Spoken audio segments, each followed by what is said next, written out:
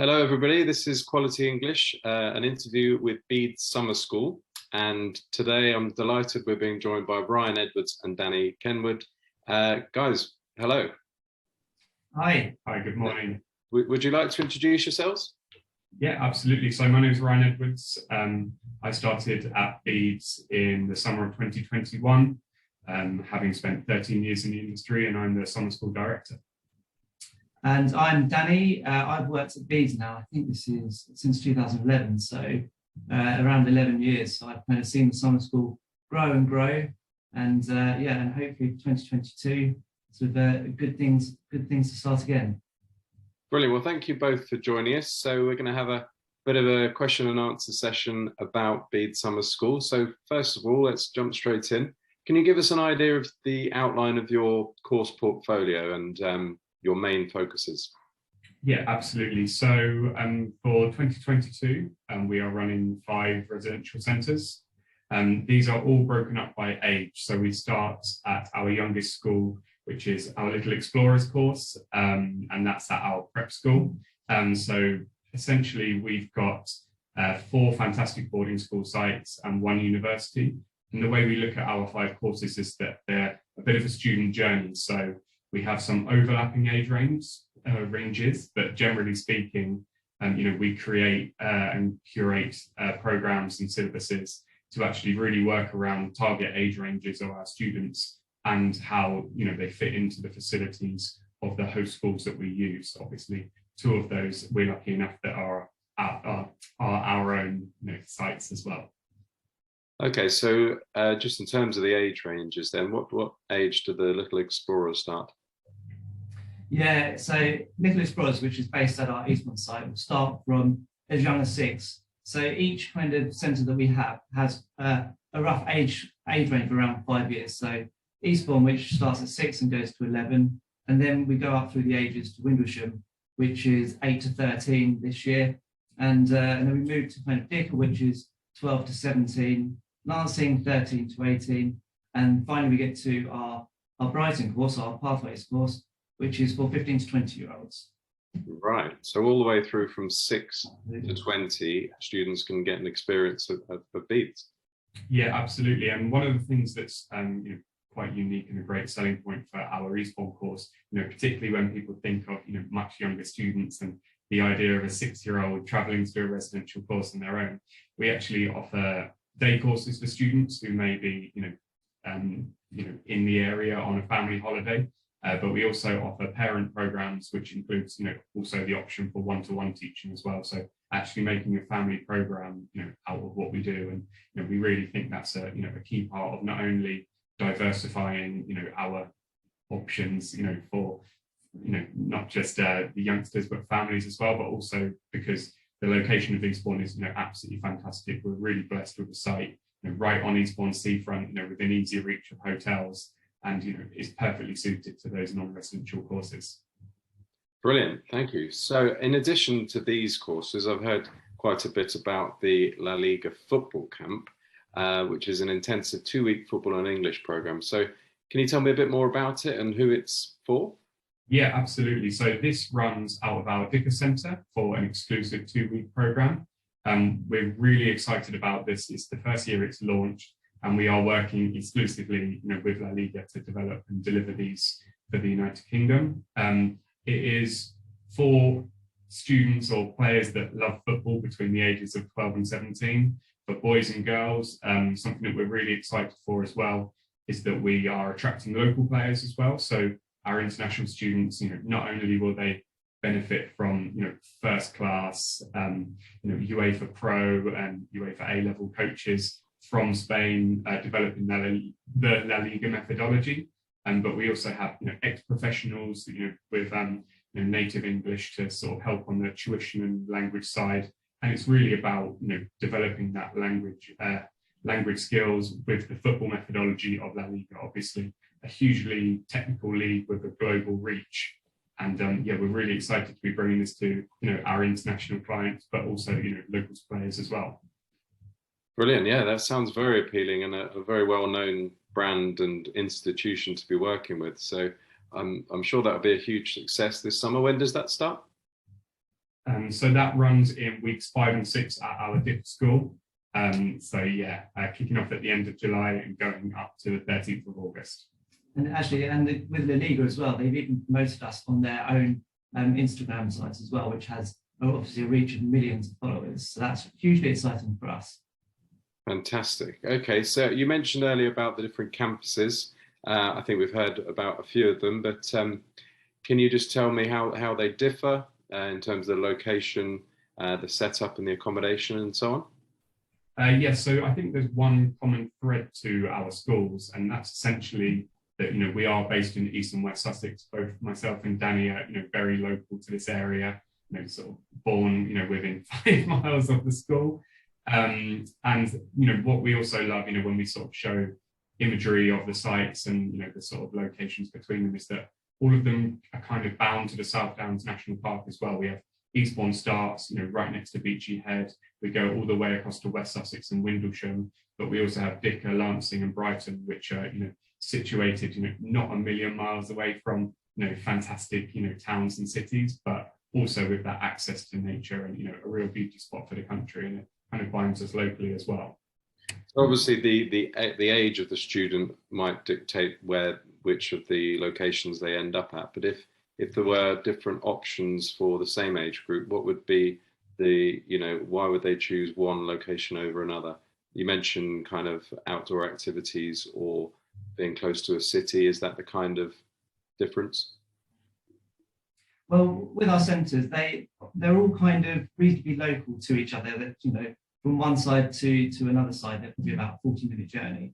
But such as Eastbourne, they all have a very different feel. So Eastbourne, you can do the kind of beach school elements, so the students can get out. They can really utilise the facilities around them. Whereas Windlesham, if they're looking for more of that outdoor kind of forest school feel, then they'll kind of go down that route.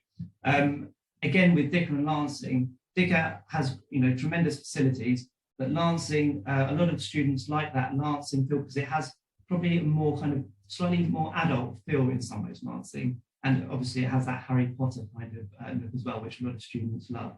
And again, with the Brighton, it's just a very different course of Brighton. So if they're looking for a more kind of academically focused course, then that would be the route for them. And I think something that's really important about our Brighton course, we enjoy such a huge spoils of fantastic facilities that we've got pretty much exclusive use over in all of our boarding schools. That's artificial surface football pitches, sports hall, climbing walls, indoor swimming pools, tennis courts, you name it. We have the facilities which allows us to offer a huge range of both added academies, but also inclusive activities. But the one sort of change with that Brighton school, it's reflective of the older age group. Obviously, Danny mentioned that it is perfect for those students looking for a more academically focused course. But we also extend the freedom and to liaise with the activity management team to choose what kind of excursions they do, and rather than building in set rigid half-day excursions that are decided in advance, we actually make use of the proximity to Brighton. So we're talking about 15 to 20-year-olds that have maybe been through more of the boarding and summer school experience before, and this gives them the freedom to explore comedy shows, and I love big screen cinema on the beach in Brighton in the summer, and really making the most of sort of the gig scene and sort of more of that evening enjoyment and excitement that's suited for older teenagers and young students as well. So being right on the cusp of Brighton has its benefits for that location. Yeah. Okay. So lots of options and lots of flexibility if they want to kind of mix and match activities and so on. Now, obviously, COVID has affected all of us, but the world is bouncing back, and people seem to be continuing their lives, and lots of students are flying around again, which is fantastic for our industry.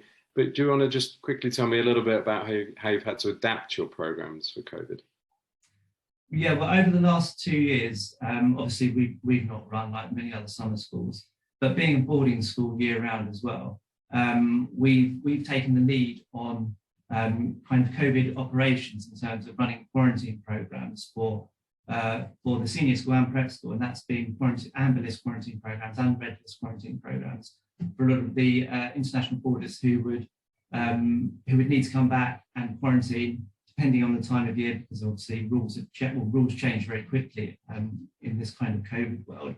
So we've been kind of leading on that, and as such, we've kind of got a very good understanding of all of the procedures in place regarding, at that time, sort of PCR testing, lateral flow testing, and what's required, and all the passenger locator forms. Now, it's a slightly different kind of situation, obviously, currently, certainly in the UK, but obviously for our students, we have to be mindful of when they return home. So whilst everything is relatively free here, we kind of have to think, actually, how is that going to impact when they go home? What forms they have, or what forms they need to complete to go home? So as such, part of our kind of staffing structure, we'll put COVID controllers in place at each of our centres to kind of ease that facility for students, when they have to complete their sort of return home forms. And on top of that, we've got a health and wellbeing team here who have been through that process before. So it's been certainly a challenging time, but something actually over these last few years, we've really picked up a lot of knowledge about how to deal with that sort of situation. And of course, over that time as well, we've got lots of new sanitising stations, hand washing stations across all of our boarding schools. So hopefully when we get to summer, we won't need to sort of do bubbles or anything like that. I'm sure that won't be the case. But as I say, if it does happen, and fingers crossed it doesn't, we're ready for it, because of, even over these last few years, we've had to deal with, or had to care for children who have had COVID, and we understand the procedures and sort of the requirements in terms of PPE to keep everyone safe.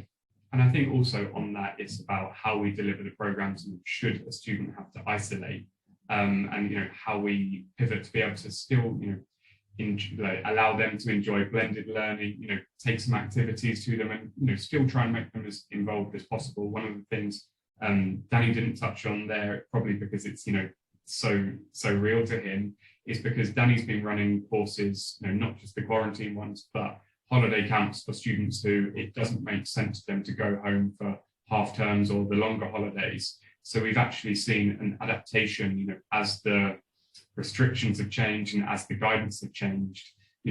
It's got better, it's got worse, and every single time, Danny's been leading teams to deliver these programs, in the era of COVID, and as we sort of hopefully emerge from that, it just means that we're preparing another Easter course for our school boarders here, and it just means it's another step in having our staff essentially delivering in the COVID times as well. Great, yeah. So obviously we're all hoping that things go back to normal as soon as possible, but you're well prepared and well rehearsed for this situation.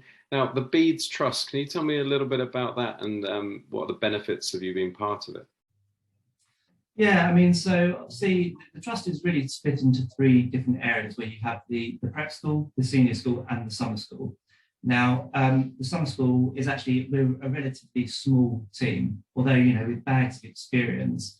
So really, when we're kind of part of the trust, it really gives us extra layers that we have support with. So it's, there's such a huge knowledge base within the school. For instance, we have a dedicated director of safeguarding. So, at that level, there aren't many sort of, I would say, summer schools that have a dedicated kind of member of the team to that level. And it goes on from that. Obviously, we have direct contact to all of the estates teams, all of the catering teams. We have a dedicated health and wellbeing team. We've got lead nurses. So the fact is that we can go to these people and sort of pluck their brains for knowledge to see how it can really improve what we do is kind of excellent from our point of view. And on top of that, obviously we're a British Council accredited school as well, but we also fall in line with ISI criteria, which is obviously who the senior school and prep school are accredited by. So kind of we kind of hold ourselves to higher standards as well than just the British Council. And I think you can extend that also to look at, with the success of the trust, both the prep and senior school this year have got fantastic numbers, and it's actually allowed us, to focus on, delivery of quality, rather than any kind of need to cut corners. We're welcoming new team members, and we've got existing team members that we're trying to upskill and really focus on exactly how we get back to being the first class provider that our partners know us as.